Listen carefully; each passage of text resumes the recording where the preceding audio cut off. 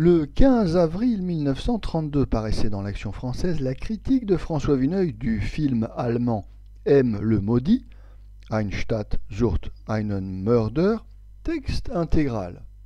Monsieur Fritz Lang, le célèbre metteur en scène allemand, avait été plusieurs fois desservi par les librettis primaires de sa collaboratrice, Madame Thea von Harbou, à la suite de qui il avait pensé dans Métropolis faire figure de poète à la fois épique et social. Ce cycle de son œuvre fut terminé lamentablement par La femme sur la lune, parodie malgré soi du roman d'anticipation, bifurquant sur un adultère stratosphérique et qui n'en était pas moins banal pour cela. Le maudit, le meurtrier en allemand et M pour toutes les langues, est au contraire un sujet qui emprisonne le réalisateur par son horreur, échappant à toute velléité de transposition. M. Fritz Lang s'est emparé d'un personnage effrayant, le vampire de Düsseldorf, mais il ne lui fait pas jouer un rôle grand guignolesque. Il n'y a peut-être pas un très grand mérite. En décidant de traiter son horrible fait divers à la façon d'un documentaire d'actualité, il employa le seul détour possible pour n'alerter ni la censure ni l'opinion. Les amateurs d'atrocités seront heureusement déçus, et ceux qui savent voir le cinéma comblés. Non pas d'effroi, mais de vigoureuses peintures. Fritz Lang est un grand plasticien. C'est lui qui dressa dans ses Nibelungen le héros Siegfried, sur un cheval blanc, entre les troncs de la forêt hercynienne, et Kriemhild hiératique, adossé à de sévères paysages minéraux. Il n'a pas à sacrifier dans le maudit au gigantisme, excroissance moderne et prussienne d'origine, de l'esthétique allemande qui, du seul point de vue visuel, greva de beaucoup d'emphase et de quelques ridicules sa métropolis.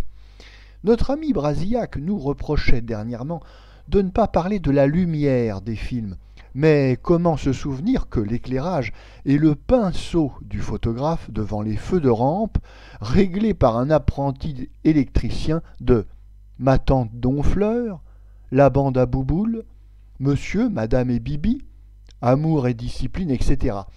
Il faut entendre à ce propos les révélations des hommes du bâtiment.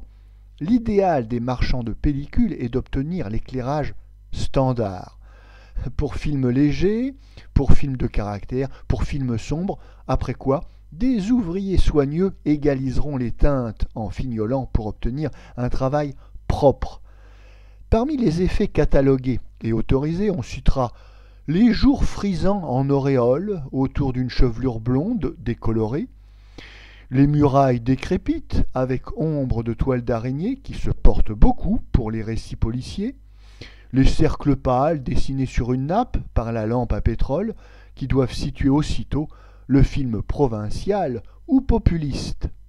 La lumière dans le maudit retrouve son rôle. Lumière médiocre d'un logement ouvrier, lumière ironique d'un coin de brasserie ou disserte de gros buveurs de chope, lumière candide de la chambre proprette où le vampire n'est plus qu'un locataire accommodant, lumière louche du meublé aux chromos tristement obscènes, abritant des reselleurs qui comptent des montres. Mieux que cela, dans le maudit, on vérifie à nouveau le mot d'Éliphore, la valeur prise, hors de toute signification morale ou dramatique, par un manteau noir sur un mur gris. Le cinéma, chaque fois que ses intentions cherchent à s'élever, qu'il conquiert un ton personnel, procède de l'esprit plastique de toute une race. C'est pour cela peut-être que le cinéma américain, exprimant sans intermédiaire ou prédécesseur les conceptions formelles du Yankee, nous semble d'abord le plus original. Cependant, les frondaisons, les pâturages, les babies et les ingénus aux yeux de ciel y sont bien vus par des hommes de goût anglo-saxons. Le cinéma allemand fourmille des têtes de caractère, détaillées ride à ride, poil à poil, suivant Holbein, Grenache, Dürer. Et plus tard, le très médiocre Denner. Et les cousinages ethniques s'expliquent facilement comment il a pu s'assimiler aussi vite l'art hollandais et nordique des intérieurs, considérés comme des cadres vivants à peine moins importants que les êtres qui s'y abritent. Ainsi, le cinéma germanique a pu, avant tout autre peut-être, avoir les apparences d'un art, parce que l'emploi du clair-obscur, si facile et si éloquent en photographie, lui était naturel. On a déjà remarqué d'ailleurs que cette aptitude l'avait clos dans des poncifs étouffants.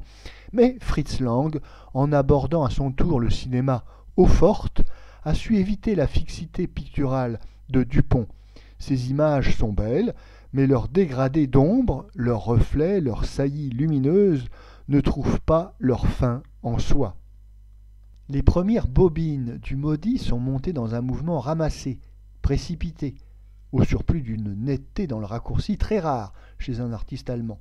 Astreint, M. Fritz Lang épuise assez vite la matière d'un documentaire sur une enquête difficile, mais il sait à merveille corser un rapport de police. Une bande de cambrioleurs organisés, que l'activité des inspecteurs incommode et inquiète, décide, pour y mettre fin, de rechercher elle-même le monstre. Elle réquisitionne ses propres espions, bancals, clochards, cul-de-jatte, aveugles professionnels. Cette cour des miracles, soit dit entre parenthèses, si elle vient après celle de l'opéra de Katsu, a une toute autre allure, parce que M. Fritz Lang ne cherche point à nous halluciner, à soulever comme Pabst les nuages d'un cauchemar confus que traversent les voies des revendications de classe. Les Apaches assiègent un grand local commercial où le misérable, traqué, s'est réfugié, et ils l'enlèvent pour le juger devant leur tribunal. Mais la vraie police interrompt la séance, juste à la fin de la plaidoirie de l'avocat, et le meurtrier sera remis à des juges plus qualifiés. Fritz Lang, on le répète, marche sur les traces du Pabst de l'opéra de Katsu, mais sa vision est aussi large que celle de Pabst et rétrécie. Où que Pabst situe une scène, il nous semble toujours tourner dans un placard. Fritz Lang, à qui sauf avec sa désastreuse Femme dans la Lune, les plus vastes décors n'ont jamais fait peur, travaille surtout à agrandir son champ, et nous pensons que cela est beaucoup plus difficile. Voyez l'invasion du building par les Apaches. L'enchaînement des angles de vue en est prodigieux. Nous voilà sortis du studio où les metteurs en scène d'Allemagne se complaisent trop souvent. Dans l'ordre statique, l'imposant tableau du tribunal des bandits est une conquête sur les cadres étroits de l'écran. Ce n'est pas tout. Il faudrait louer Fritz Lang d'avoir étudié la psychologie criminelle sans glisser à la psychanalyse, ce que l'on redoutait fort, surtout de lui. Il a créé l'atmosphère de l'angoisse par un choix d'images discrètes, simples, mais dont le sens ne s'égare pas. Le criminel, obsédé, avalant des cognacs coup sur coup, et surtout enfermé dans sa cachette, brisant en haletant son couteau à cran d'arrêt contre la serrure, puis arrachant un par un les clous avec le tronçon de l'arme. Les moindres personnages sont d'une vérité qui fait un sévère contraste, il faut bien le dire, avec la figuration recrutée à la diable de nos studios. Le rôle, presque impossible du monstre, est tenu par un garçon courteau, un peu empâté, à la fois effacé et sinistre. Avec ses gros yeux fixes de chat-huant, aux paupières lourdes, c'est bien une bête tarée à détruire dans une battue. Composition peu attrayante, certes, pour un acteur. On ne nous dit pas le nom de celui-ci, auquel on ne saurait peut-être reprocher qu'une crispation trop grande vers la fin. Mais, comme nous allons le dire pour conclure, cela doit être surtout imputé au découpage général du film. Fritz Lang, en effet, aborde pour la première fois le cinéma parlant, et cela se sent. Il éprouve encore des difficultés à mêler le dialogue et l'image. Des chapitres presque muets, tous aussi concis que nous l'avons dit plus haut, et qui sont heureusement les plus nombreux, alternent dans le film avec des chapitres presque uniquement parlés et qui languissent. Dialogue au téléphone du ministre et du préfet de police, exposé parallèle du plan des bandits et de celui des inspecteurs, jugement du vampire devant l'aéropage des hors-la-loi. On conçoit que dans ces scènes, le rôle principal évite bien difficilement d'utiliser les procédés du théâtre.